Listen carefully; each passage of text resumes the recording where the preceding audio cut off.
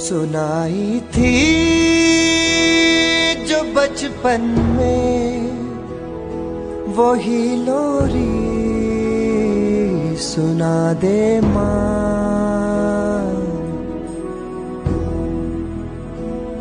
सुनाई थी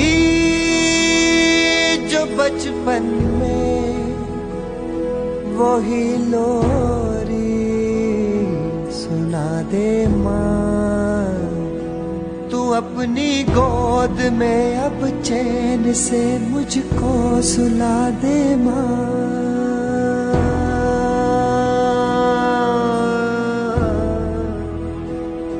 तेरे चरणों में सब कुछ हम लुटाने से नहीं डरते। देश मेरे, देश मेरे। मराठा लाईट इन्फंट्रीचे जवान कुंडलिक माने सोमवारी रात्री जम्मू काश्मीर राज्यातील पूंछ जिल्ह्यात पाकिस्तानी सैनिकांच्या गोळीबारात शहीद झाले।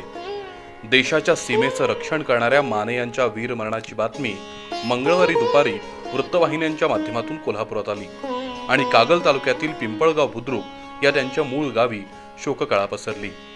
मंगळवारपासून पिंपळगावमधील सर्व व्यवहार बंद राहिले। मात्र ग्रामस्थांनी कुंडलिक माने यांच्या कुटुंबियांना धक्का बसू नये यासाठी बुधवारी रात्रीपर्यंत त्यांच्या निधनाची बातमी घरातील मंडळींना कळू दिली नव्हती। बुधवारी रात्री कुंडलिक यांचे आई वडील, पत्नी यांना याबाबत माहिती देण्यात आली आणि कुंडलिक माने यांच्या घरातील मंडळींवर दुःखाचा डोंगर कोसळला। कुंडलिकचे मित्र आणि पिंपळगाव मधील ग्रामस्थही प्रचंड शोकाकुल होते। या पार्श्वभूमीवर आज पहाटे 5:30च्या सुमारास कुंडलिक माने यांचं पार्थिव टेमलाईवाडी नजीकच्या टीए बटालियनच्या मुख्यालयात आणण्यात आलं। शिवसेना जिल्हाप्रमुख संजय पवार, प्रांताधिकारी भाऊसाहेब गलांडे यांनी पुष्पहार अर्पण करून शहीद माने यांना श्रद्धांजली वाहिली। यानंतर बटालियनच्या फुलांनी सजवलेल्या ट्रकमधून कुंडलिक माने यांचा मृतदेह कागल तालुक्यातील पिंपळगाव इथं नेण्यात आला। कुंडलिक माने यांचं पार्थिव पिंपळगावात येताच हजारोंच्या संख्येनं जमलेल्या जनसमुदायाचा बांध फुटला। माने यांचं पार्थिव घरात नेल्यानंतर त्यांच्या आई वडिलांनी आणि पत्नीनं अक्षरशः हंबरडा फोडला। कुंडलिकचे भाऊ, बहीण आणि अन्य नातेवाईकही ओक्साबोक्शी रडत होते, तर त्यांची दोन्ही मुलं प्रचंड भांबावलेली होती। काही वेळातच माने यांची फुलांनी सजवलेल्या ट्रकमधून अंत्ययात्रा सुरू झाली। भारत माता की जय, शहीद जवान कुंडलिक माने अमर रहे अशा घोषणांनी जनसमुदायानं पराक्रमी जवानाला श्रद्धांजली वाहिली। पिंपळगावातील प्रमुख रस्त्यांवरून फिरून अंत्ययात्रा शाळेजवळच्या पटांगणावर आली। या ठिकाणी अंत्यविधीसाठी विशेष चौथरा बांधण्यात आला होता। लष्कराच्या ट्रकमध्ये असलेली शवपेटी या चौथऱ्यावर उतरवण्यात आली। त्यानंतर गृहमंत्री आर पाटील, पालकमंत्री हर्षवर्धन पाटील, कामगार मंत्री हसन मुश्रीफ, भाजपचे नेते गोपीनाथ मुंडे यांच्यासह गृहराज्यमंत्री, जिल्हा परिषद अध्यक्ष, विविध पक्षांचे आमदार, जिल्हाध्यक्ष आणि लष्करातील वरिष्ठ अधिकारी यांनी शहीद माने यांच्या पार्थिवावर पुष्पचक्र आणि पुष्पहार अर्पण करून श्रद्धांजली वाहिली। युवा नेते धनंजय महाडिक यांनीही कुंडलिक माने यांच्या पार्थिवाचं दर्शन घेऊन अभिवादन केलं। त्यानंतर पोलीस दलाच्या वतीनं मानवंदना देण्यात आली। शहीद जवानाच्या अंतिम यात्रेवेळी प्रचंड जनसमुदाय आणि देशभरातील माध्यमांचे प्रतिनिधी उपस्थित होते।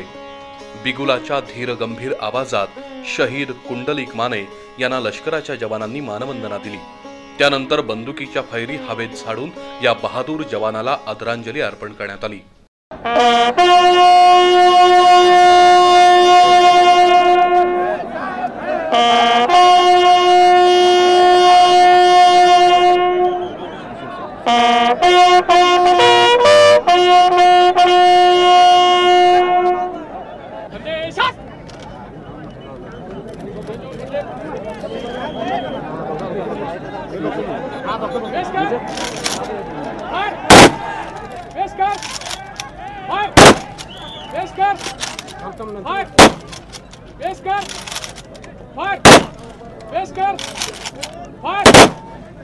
त्यानंतर कुंडलिकचे वडील केरबा आणि लहान मुलगा अमोल यांनी पार्थिवाला अग्नी दिला। देशासाठी प्राणांची आहुती दिलेले कुंडलिक माने पंचत्वात विलीन झाले आणि हजारो डोळ्यातून अश्रूंच्या धारा वाहू लागल्या। दरम्यान कुंडलिक माने यांच्यासारख्या वीर जवानाचं बलिदान वाया जाऊ नये यासाठी पाकिस्तान विरुद्ध केंद्र सरकारनं कठोर पावलं उचलावीत अशी अपेक्षा गृहमंत्री आर पाटील यांनी व्यक्त केली। देशाच्या संरक्षणासाठी महाराष्ट्रातल्या जवानांनी नेहमीच महत्त्वपूर्ण भूमिका बजावलेली आहे। पाकिस्तानातनं उठावं, कधी निरपराध माणसांच्यावर हल्ला करावा, कधी आमच्या सैनिकांच्यावर हल्ला करावा, सहनशीलतेच्या भूमिका देशांनी सोडाव्यात आणि या देशातल्या सैनिकांच्यावर, सामान्य नागरिकांच्यावर हल्ला केला तर देश या गोष्टी सहन करत नाही असा सक्त संदेश देण्याची वेळ आज आलेली आहे। पालकमंत्री हर्षवर्धन पाटील यांनी जिल्ह्यातील सर्व आमदार, खासदार आणि मंत्री यांचं 1 महिन्याचं मानधन शहीद जवानाच्या कुटुंबियांना देण्यात येईल असं जाहीर केलं। तर नामदार हसन मुश्रीफ यांनी कुंडलिक माने यांच्या मुलांच्या शिक्षणाची जबाबदारी स्वीकारल्याचं सांगितलं।